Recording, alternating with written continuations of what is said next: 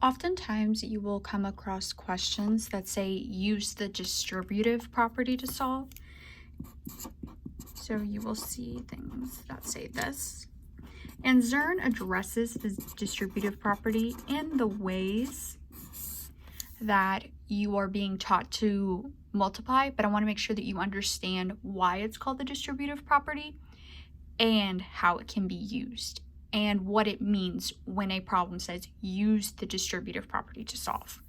So I have this question here. It's 425 times 4.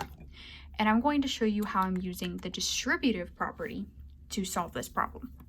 So when I'm using the distributive property, there's two ways that I can write it.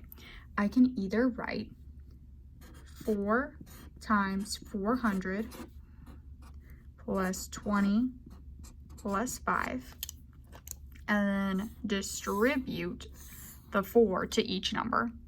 Or I can make it very obvious what I'm doing and do 4 times 400 plus 4 times 20 plus 4 times 5. And this is definitely a method that you can use when you are multiplying, especially if the standard algorithm on its own is just not your cup of tea.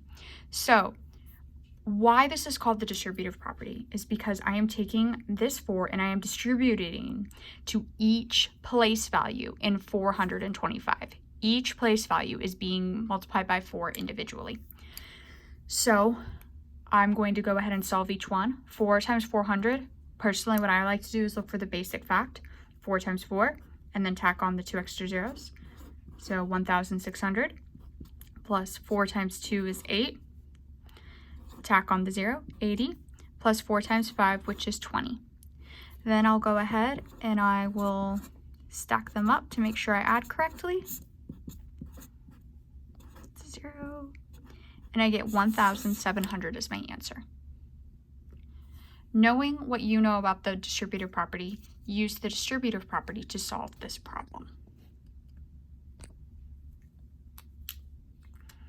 All right, with this problem and the distributive property, I'm going to go ahead and do 7 times 500 plus 30 plus 4, which can also be written as 7 times 500 plus 7 times 30 plus 7 times 4.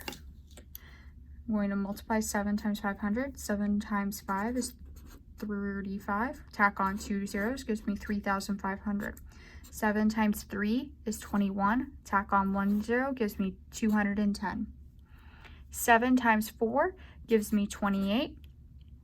And then I'm going to add all these together to get my final answer. 3,500 plus 210 plus 28. I get 3,738. Try one more using the distributive property. 209 times 8. All right. I have 8 times 200 plus 0 plus 9. I can also write this as 8 times 200 plus 8 times 0 plus 8 times 9. And technically, I don't even need to write this 8 times 0. It just helps me recognize that I still took care of the tens place, even though there is nothing there. 8 times 2 is 16. Tack on 2 zeros, 1,600 plus 8 times 0, which is 8, plus 8 times 9, which gives me 72. I'm actually not going to stack this because in my head I can take 1,600 plus 72 and get 1,672. Now, whenever a problem says use the distributive property to solve, you understand that that means to do exactly what we have done in this video. Using the distributive property to solve means to use this method.